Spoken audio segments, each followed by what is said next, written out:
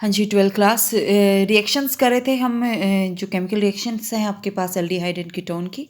ठीक है, वो वीडियो आपकी वहीं पे स्टॉप हो गई थी। तो we had started your reaction 4। ठीक है, केमिकल रिएक्शन हम 4 कर रहे थे, 4th नंबर की, that is reaction due to alpha hydrogen. Okay, most important है, देखना ध्यान से। तो यहाँ पे देखो आपके पास reaction due to alpha hydrogen means aldehyde या कीटोन में जो आपके पास अल्फा हाइड्रोजन प्रेजेंट होती है, उसकी वजह से आपके पास कौन कौन सी केमिकल रिएक्शंस है जो एल्डिहाइड एंड कीटोन आपके शो करते हैं। ठीक है, तो मोस्ट इंपॉर्टेंट कंसेप्ट यहाँ से आता है कि एल्डिहाइड एंड कीटोन की जो अल्फा हाइड्रोजन है उसकी वजह से वो एसिडिक बिहेवियर उनके पास होता है।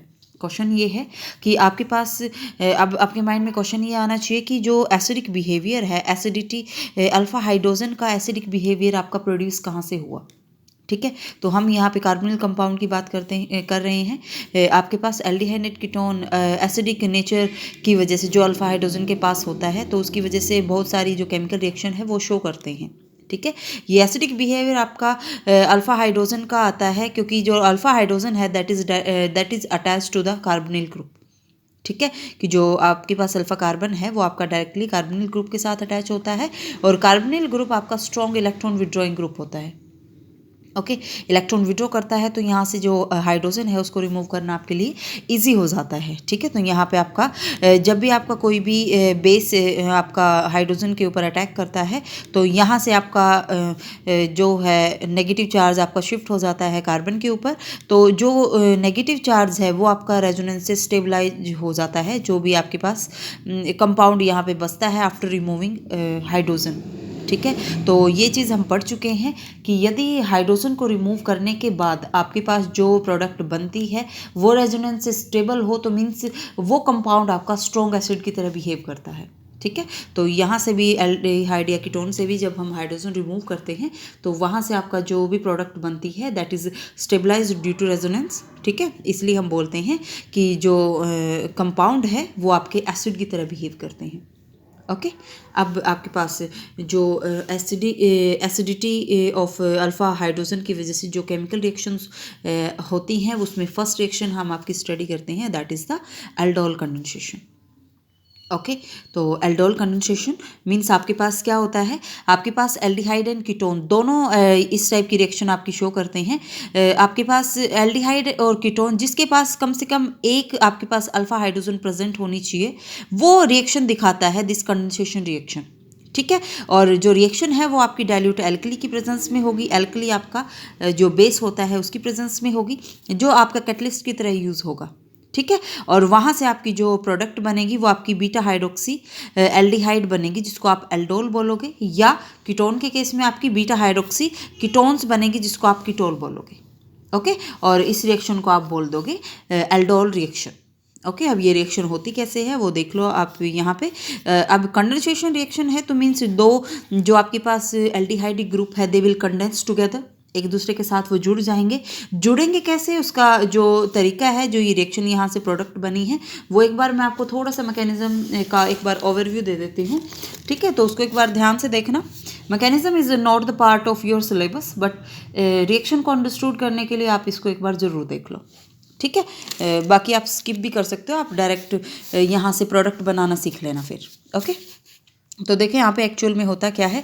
ये आपके पास दो एल्डिहाइडिक ग्रुप है, तो मीन्स लाइक आपके पास CH3 CHO एक ये है, और दूसरा भी आपके पास CH3 CHO। ठीक है, यू आर यूजिंग बेस का आप यूज़ कर रहे हो डाइल्यूट NaOH का, और NaOH आपका क्या प्रोड्यूस करेगा, NaOH आपका OH नेगेटिव प्रोड्यूस करेगा, Na पॉजिटिव साथ में आपका रहेगा ही। ये जो OH नेगेटिव है ये आपका अटैक करेगा अल्फा हाइड्रोजन के ऊपर, जो ये अल्फा हाइड्रोजन है किसी एक एल्डिहाइड की। ठीक है, तो मैं आपको यहाँ पे शो करके दिखाती हूँ। आप इसको ऐसे लिख सकते हो एल्डिहाइड को, CH2 C double bond OH, ये CH3 था तो इसको आप कुछ ऐसे शो कर लो। ठीक है, जो बेस है, base as a catalyst use होगा, तो OH negative will attack on the alpha hydrogen, यहाँ पे आपका अटैक होगा। यहाँ से H पॉजिटिव ये रिमूव कर लेगा, जो आपके पास इलेक्ट्रॉन पेयर है that will shift on the carbon. Okay, और यहाँ से आपका होगा क्या, ये प्रोसेस आपका स्लो होगा, वाटर आपका रिमूव हो जाएगा, और यहाँ पे बचेगा कि आपके पास CH2 negative C double bond O H, और ये आपका रेजोनेंस से स्टेबल हो जाएगा। आप इसको स्टेबल करके दिखा सकते हो, that is you can show it like this. ठीक है, तो CH2 double bond C single bond O negative H। ठीक है, तो ये जो आपके पास बचा है, सॉरी ये जो आपका बना है इनोलेट आयन आप इसको बोलते हो, दैट इज़ इनोलेट आयन। और ये इनोलेट आयन अब आपका अटैक करेगा दूसरे जो एल्डिहाइडिक ग्रुप है उसके ऊपर। ठीक है, अब ये न्यूक्लियोफाइल की तरह एक्ट करेगा, that will act as nucleophile. Nucleophile आपका कहाँ अटैक करेगा? एल्डिहाइडिक ग्रुप में, जो आपके पास कार्बोनिल ग्रुप का पॉजिटिव सेंटर है वहाँ पे। ठीक है, तो अटैक आपका किस टाइप से होगा वो एक बार आप यहाँ से देखो। यहाँ पे आपका क्या होगा, इसको हम ओपन करके लिख लेते हैं। सेकेंड जो आपके पास एल्डिहाइडिक ग्रुप है उसको COH प्लस, जो ये इनोलेट आयन है that will attack on this, इस कार्बन पे अटैक करेगा CH2 C double bond OH negative. It will attack on the positive centre, और ये आपका जो पाई बॉन्ड है वो आपका ब्रेक होके इलेक्ट्रॉन फिर आपकी ऑक्सीजन पे शिफ्ट हो जाएंगे। ठीक है, और इसको आप फिर शो करोगे कुछ ऐसे। न्यूक्लियोफिलिक अटैक यहाँ पे हो रहा है। प्रोडक्ट की फॉर्मेशन क्या होगी, sorry this is CH3 CO negative हो जाएगा, CH यहाँ पे है ही, जो ये CH2 है यह कहाँ पे अटैच हो जाएगा आपका इस कार्बन के साथ CH2 CH। ओके, अब आपके पास फाइनल स्टेप आपके पास क्या होगा, यहाँ से वाटर का लॉस हुआ था फ्रॉम हेयर, अब आपने बेस का यूज़ किया है, base is act as catalyst. तो वाटर से आपके पास जो भी यहाँ से अनायन आपका बना है, it will attack on water. Water की जो हाइड्रोजन है, जो प्रोटॉन है, उस पर ये अटैक करेगा। मीन्स नेक्स्ट स्टेप में आप क्या शो करोगे यहाँ पे कि जो वाटर है H2O that will this oxygen और negative will attack on the hydrogen, और यहाँ से आपका जो बॉन्ड है वो ब्रेक हो जाएगा HOH की फॉर्म में, और H पॉजिटिव तो इसके साथ अटैच हो जाएगा, यहाँ से OH नेगेटिव, क्योंकि कैटलिस्ट का काम आपके पास होता ही क्या है कि रिएक्शन को इनिशिएट करा के वहाँ से लास्ट में वहाँ से रिमूव हो जाना। CH2 CH ये बन गया आपके पास। ठीक है, तो आई होप आपको ये समझ आ गया होगा कि जो इस जो अपने एल्डिहाइड है, एल्डिहाइड से आपकी जो एल्डोल है वो उसकी फॉर्मेशन आपके पास कैसे होती है। ठीक है, तो same we can apply on ketone. ठीक है, वही सेम मैनर है, उसी मैनर में आप कीटोन पे इसको अप्लाई कर सकते हो। अब देखो यहाँ पे अल्टीमेटली क्या होगा, सबसे पहली बात तो आपको ये पता होना चाहिए इसका नाम एल्डोल क्यों रखा है। एल्डोल रखने का रीज़न क्या है, क्योंकि एक ही कंपाउंड में आपके पास एल्डिहाइड एंड अल्कोहल दोनों जो फंक्शनल ग्रुप है वो प्रेजेंट होते हैं। ठीक है, इसलिए इसको आप एल्डोल बोलते हो, इसको आप कीटोल बोलते हो, क्योंकि कीटोन एंड अल्कोहल दोनों एक ही कंपाउंड में आपके प्रेजेंट होते हैं। अब आपके पास क्या होता है कि जो एल्डोल या कीटोल है वो अपने में से वाटर का लॉस करते हैं। ठीक है, वो आपने जब भी आप उसको हीट करते हैं तो वहाँ से आपका वाटर मॉलिक्यूल का लॉस होता है, OH आपका यहाँ से रिमूव हो जाएगा और हाइड्रोजन आपका यहाँ से। ठीक है, तो इन दो पोजीशन से आपका जो वाटर है उसका रिमूवल हो जाएगा, एंड आपके पास अल्टीमेटली प्रोडक्ट बन जाएगी जो एल्कीन आपके पास बनेगी, जिसको आप बोलोगे एल्डोल कंडेंसेशन प्रोडक्ट्स। ठीक है, तो ये आपकी कंप्लीट रिएक्शन थी। आपको पता होना चाहिए मैकेनिज्म, मैंने आपको बताया है कि एल्डोल आपका कैसे बनता है, इन द सिमिलर मैनर आपका कीटोल बनेगा।